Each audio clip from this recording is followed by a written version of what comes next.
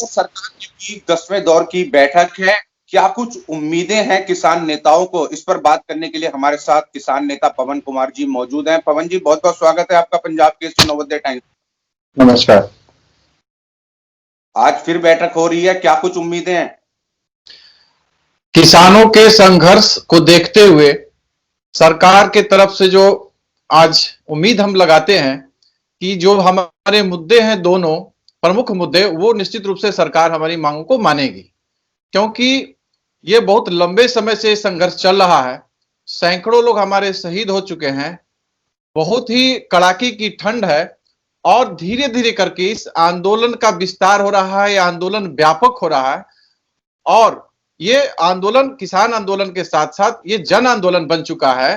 तो इन आंदोलन को सम्मान करते हुए और इन सभी परिस्थितियों को देखते हुए उम्मीद करते हैं कि सरकार एक दबाव महसूस करते हुए और हमारी जितने भी मांगे हैं, दोनों एमएसपी को के जो कानूनी गारंटी देने की मांग है, चाहे तीनों कृषि कानून वापस लेने की मांग है, ये दोनों हमारे मुद्दे हल होंगे, ऐसे हम उम्मीद करते हुए आज हम मीटिंग में पार्टिसिपेट कर रहे हैं।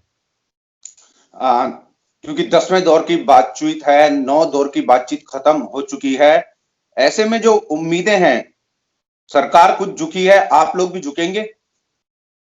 देखिए, हमारी जो मांग है बिल्कुल स्पष्ट और सीधी मांग है कि तीनों जो कृषि कानून है वो रद्द हो, क्योंकि जो कानून में प्रावधान है एसेंशियल कमोडिटी एक्ट, जिससे जमाखोरी बढ़ेगी और उस जमाखोरी के ये असर होगा कि जिस समय किसानों के फसल पैदा होंगे उस समय जो जमाखोर होंगे वो अपने जो स्टॉक से माल निकाल के, अनाज निकाल के, और हम लोगों के जो खरीदारी का जो रेट होगा उसको प्रभावित करके कम रेट में वो हमारे जो फसल है वो खरीदेंगे और जब वो महंगे हो जाएंगे तो एक समय के बाद वो काफी महंगा करके वो बेच के अच्छा खासा मुनाफा करेंगे। तो दोनों का नुकसान है। किसानों के का तो नुकसान है कि उनको जो कीमत मिलना चाहिए वो तो कीमत मिलेगा नहीं। दूसरी चीज कि दूसरा जो कानून है जो मंडी को लेके जो बनाया गया है, तो जैसे सरकार बोल रही है कि इस मंडी जो है सो खत्म नहीं होगी, लेकिन जो प्रावधान है प्राइवेट सेक्टर को इसके अंदर जो लेके आ रही है, तो मंडी खत्म करने की जरूरत नहीं है, मंडी अपने आप समाप्त हो जाएगी। किसानों को जो है सो शुरू में स्टार्टिंग में प्राइवेट कंपनियां क्या करेगी कि कुछ ज्यादा रेट ऑफर करेगी। जब धीरे धीरे करके जो मंडी में लोग नहीं जाने लगेंगे तो मंडी व्यवस्था पूरी तरह से ठप हो जाएगी, बंद हो जाएगी। तो फिर हम कंपनियों पर निर्भर होंगे, फिर वो मनमाने रेट पर हमारे फसल को खरीदेगी। तो क्या होगा, किसान को तो ऐसे ही फसल का मूल्य नहीं मिल रहा, तो क्या होगा कि धीरे धीरे करके जो भी हमको एमएसपी मिल रहा था वो भी नहीं मिल पाएगा और एक बहुत बड़ा जो है सो फर्क पड़ेगा। सरकार ने तो तीनों कानून रद्द नहीं करेगी, कानून रद्द होने का तो सवाल ही नहीं, सरकार की तरफ से साफ है। हम लोग के तरफ से भी साफ है कि यदि हमारे तीनों कृषि कानून रद्द नहीं होते हैं तो हमारे जो आंदोलन है निश्चित कालीन के लिए आंदोलन चलेगा और जब तक ये वापस नहीं होगा तब तक हम लोग इस आंदोलन को रोकने वाले नहीं, इसको और व्यापक बनाएंगे और धीरे धीरे करके पूरे देश के किसानों को इस आंदोलन से जोड़ेंगे और आंदोलन व्यापक हो भी रहा है, जिससे सरकार पर दबाव निश्चित रूप से बन रहा है। भले ये एक जो है सो इस आंदोलन को थकाने के लिए, इस आंदोलन को गुमराह करने के लिए ये प्रयास तो तरह तरह का चल रहा है, अलग अलग तरह के लांछने लगाए रहे हैं आंदोलन पे, लेकिन उसके बावजूद भी हम लोग बिल्कुल सत्याग्रही तरीके से, शांतिपूर्ण तरीके से आंदोलन करें। हम लोग कोई मौका इनको नहीं दे रहे हैं। तो हम लोगों को आंदोलन के संघर्ष पर विश्वास है, आंदोलन के समर्थकों पर विश्वास है, क्योंकि सत्यनिष्ठा से आंदोलन को हम लोग कर रहे हैं और ये किसानों की लड़ाई के साथ साथ ये जो है हर इंसानों की लड़ाई, क्योंकि ये सिर्फ फसल का नहीं है बात। फसल का जो उत्पाद है उसका रेट तो किसानों को प्रभावित करेगा, लेकिन जब असीमित भंडार से महंगाई बढ़ेगी तो पूरी जनता तबाह हो जाएगी, पूरा जनता त्राहिमाम करेगी। तो ये आंदोलन जो है सो सब लोगों का है।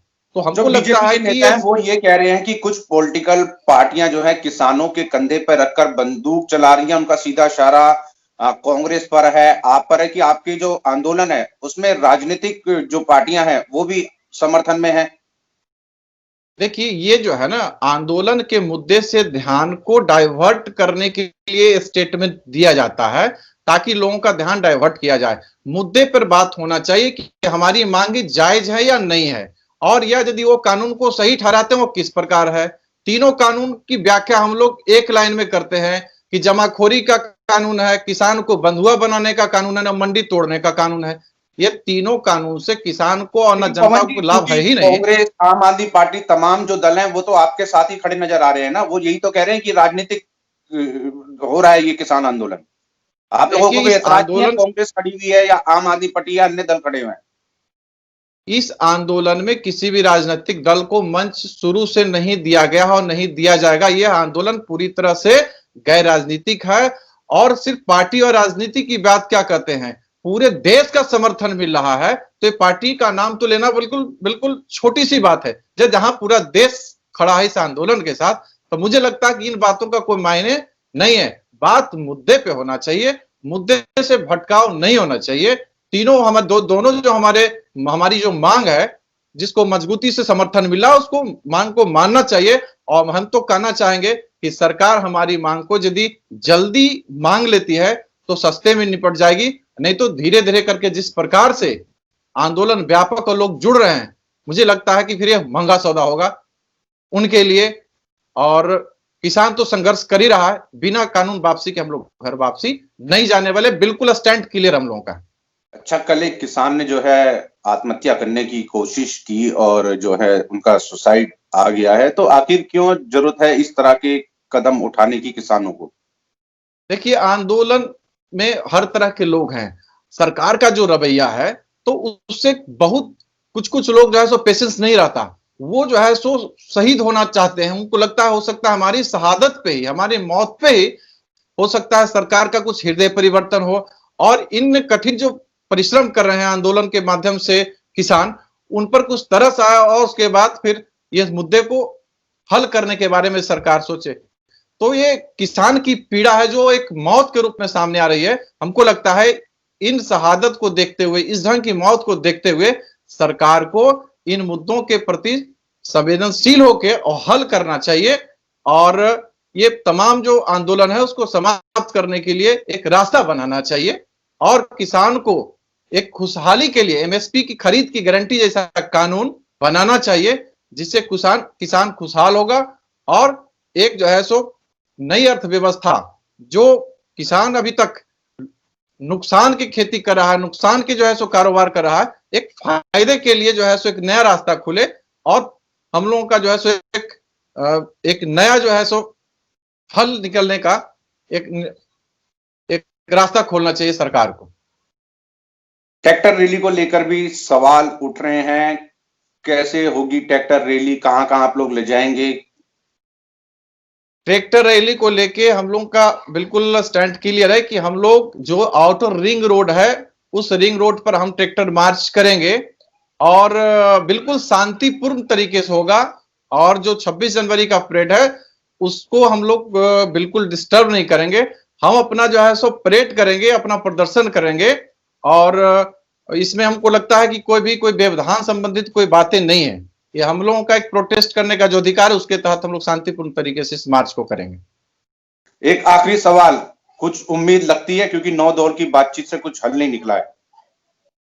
सरकार से तो हम उम्मीद लेके जाते हैं और आगे भी उम्मीद करते रहेंगे और उससे ज्यादा हमको आंदोलन पर उम्मीद है, क्योंकि जिस प्रकार से जनता का समर्थन मिल रहा है उसके दबाव से एक न एक दिन सरकार को झुकना पड़ेगा और सरकार को हमारी मांग को माननी पड़ेगी।